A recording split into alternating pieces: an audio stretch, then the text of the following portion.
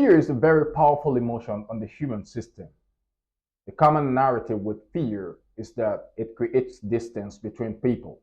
But in reality, the energetic bond you have with people you fear is way stronger than the distance you have with them.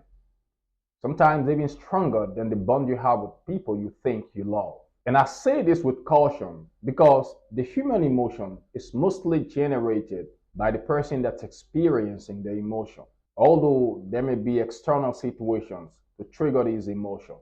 So the love or fear you experience is not necessarily because you love someone or fear someone else. It is simply because you're generating love or fear in the specific moment you're experiencing them. Now, does that mean that other people or external situations have nothing at all to do with our emotions? No, that's not what it means. You see, other people or external situations may serve as triggers to trigger these emotions. But that's only because your mind has associated those people and external situations with these emotions. So those people and external situations become triggers to trigger these emotions. But it's important to understand that there are always two choices available to us, even in the presence of the trigger.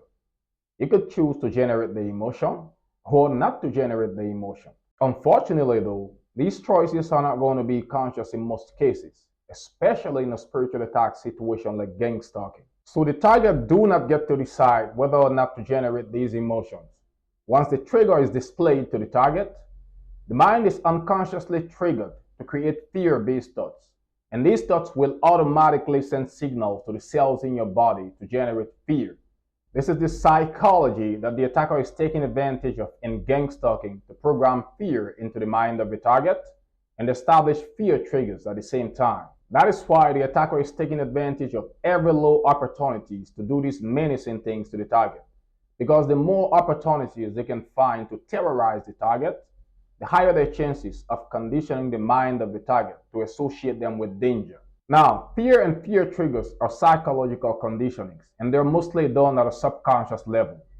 The goal of the attacker with fear triggers is to condition your subconscious mind to automatically create fear-based thoughts when certain people, places, situations, or activities are displayed to you. Imagine being in a situation where you are being constantly endangered by motorcycles and vehicles.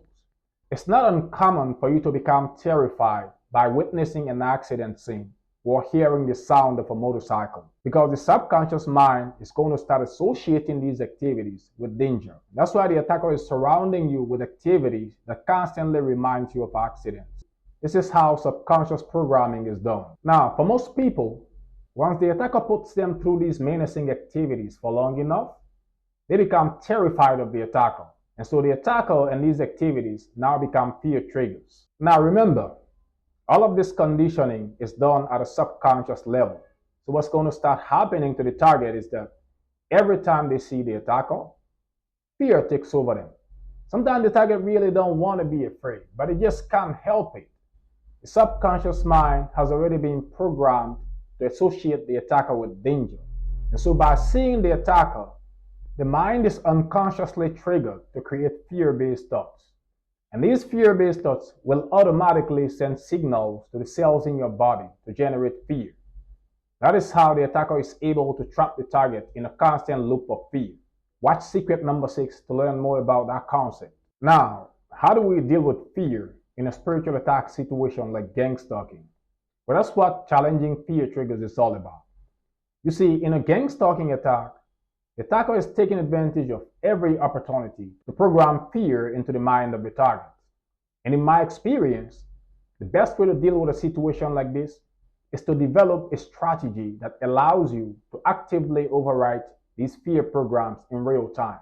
And the good news is, the mechanism to develop this strategy is right there inside of you. It has always been. Now it's about time to activate this mechanism and use it to transform your fear into your power. You see, there are always two choices available to us whenever we come face to face with fear. The most common one, of course, is to run away, which is the flight instinct. Part of the reasons why we choose this flight instinct is due to the human evolution process. Humans, for a very long time, have used this flight mechanism for survival. And so it has become the predominant response to fear in most humans. But then there's always the other option, which is the fight instinct. This is the option that you have to consciously activate in a gang stalking attack and use to your advantage. And I use the word consciously on purpose because you have to literally become aware that you're in a spiritual attack and then activate this fight mechanism that lies asleep inside of you. Now, fight in this sense does not necessarily mean getting involved in a physical fight with another person, although that could also be possible if need be. This kind of fight is more so about standing your ground against the bullies and all of the activities that they're using to bully you. Every time you become terrified of a person, place, or situation and choose to run away, you're programming your mind to associate that person, place, or situation with danger.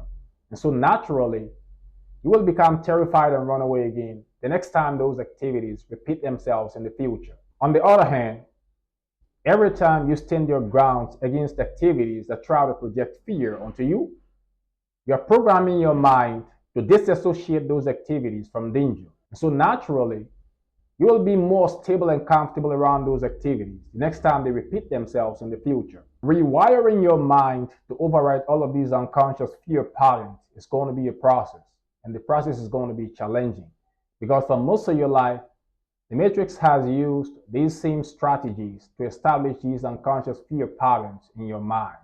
So the gang stalking and all of these spiritual attacks have been going on for most of your life.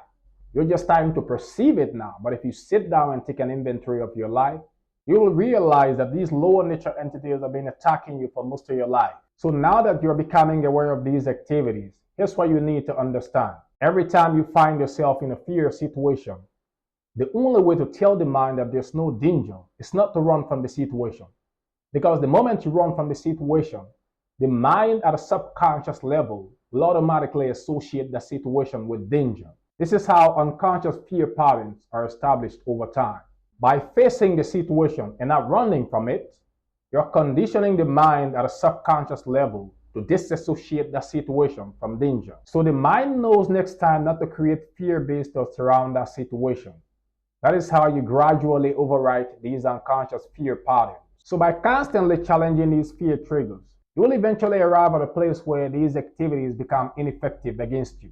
This is shadow work at its finest, and this is a practical example of the transmutation of fear. This is how you transform your fear into your power. This is one of the greatest lessons you can learn as a target of gang stalking. Watch secret number 10 and 11 to master the attacker's fear strategies in gang stalking.